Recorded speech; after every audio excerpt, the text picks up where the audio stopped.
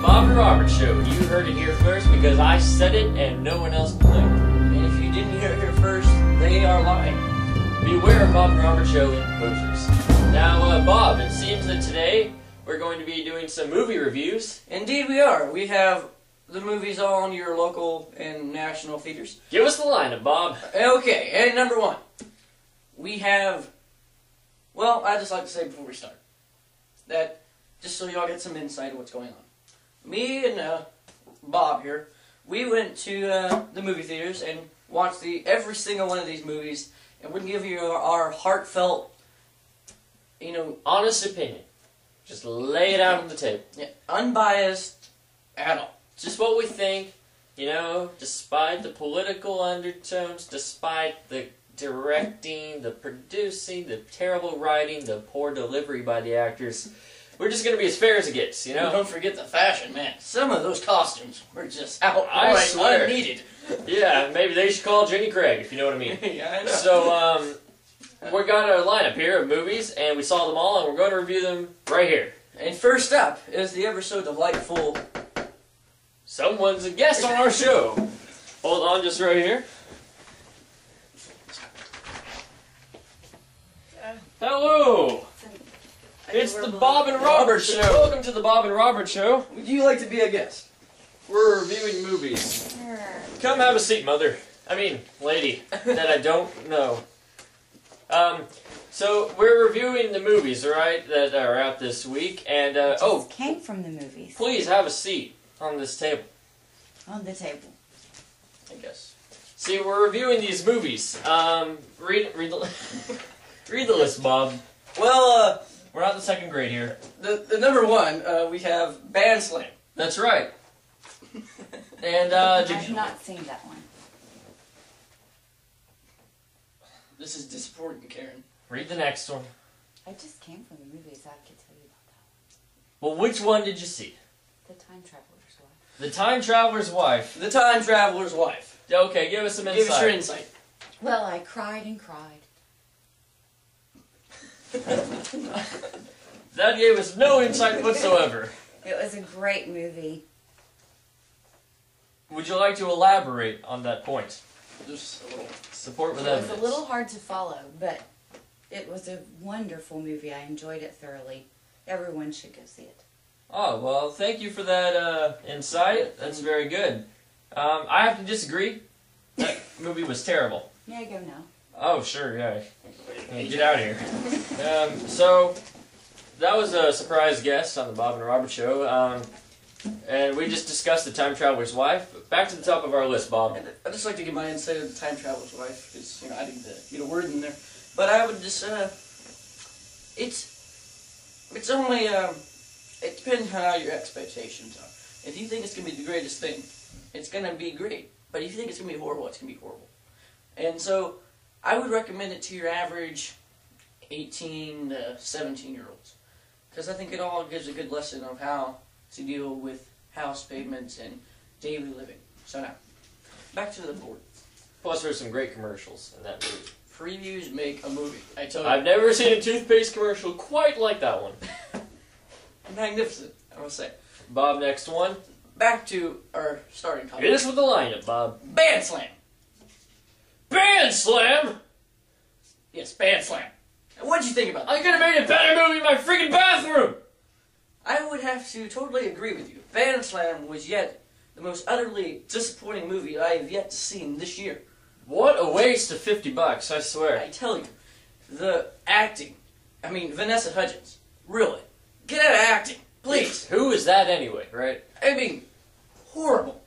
I think a piece of moldy toast could have filled her job, and done a better job. No one would know the difference, right? I mean, no one. I mean, I was totally upset with that. I mean, I almost wanted... Hey, that's the child actors of today. They're not all like Farrah Fawcett. I wanted the band to slam me out of the theater, really. So... Yeah, that's how it goes. Okay, next on the list.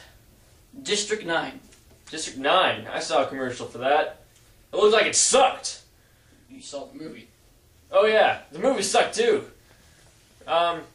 So, what did you think about the movie, personally, Bob? I thought District 9 was suckish, I must say. I mean, it was totally disappointing. I mean, it was this action robot versus human. I mean, how many robot versus human movies can they make? I mean, there becomes a fine line there. I mean, you got all these movies, you know, with robots and humans. I mean, just quit it, okay? Everyone can only have so much of robots and humans. Don't you agree? I think you need your daily intake of robots versus humans, Bob. But not every freaking month of the year. Well, just, you know, maybe a few months out of each decade. Now, next lineup. The goods. Live hard, sell hard. Well, it's just... Befuddles you, right? No, hold on.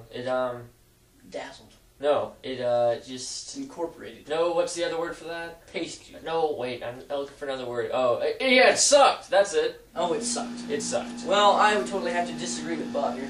I personally found the goods, live hard, sell hard, quite the delight.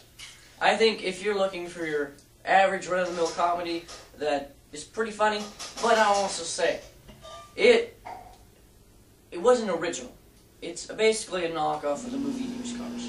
You know, I would have to say that, you know, it'd be probably more entertaining to go to a onion field and watch, you know, some guy show up with a glow-in-the-dark tomato and a, you know, African tiger, and watch him play with his tomato while the tiger leaps around an onion field. Well, that would be more interesting to me. I say the goods, live hard, sell hard is to see it. I say don't see it. Okay. So next on our list, Robert. A perfect getaway.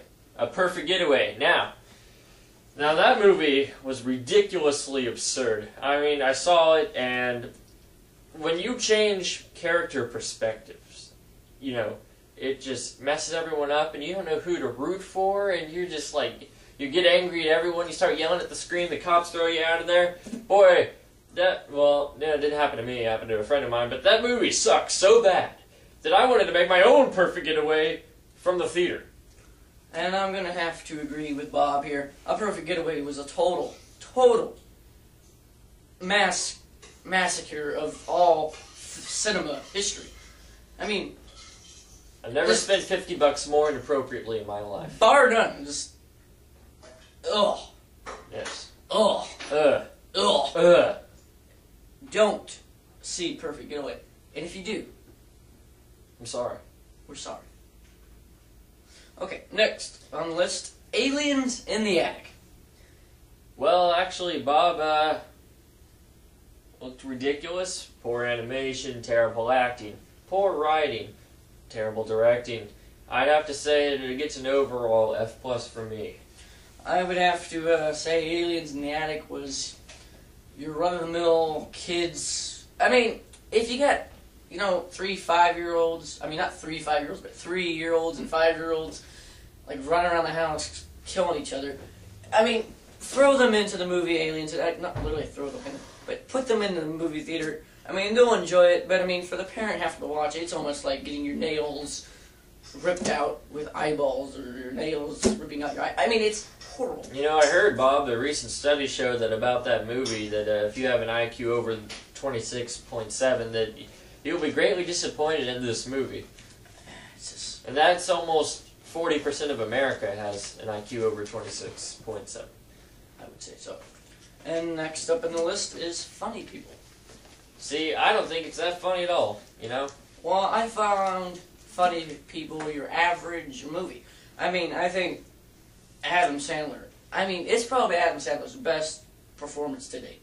I say that throwing Adam Sandler in there with Seth Rogen is kind of like throwing in a chair with a doorknob. You know, they're both furniture, but they clash. They don't go together. They don't work together. It's just, you know, terrible mess. See, I say Adam Sandler probably did the performance of his life, best of his life. But yet, I think Seth Rogen didn't hold up on his part. Which then, it just didn't connect, and the whole story was kind of hard to follow. And it just wasn't. It had potential to be one of the best movies. Possibly an Oscar nomination, but they just messed it up. And directing, I mean, was the guy blind? I don't know. Who knows? You know, blind directors are pretty common in Hollywood these days after the Blind Directors Movement Act of 1989. We all remember.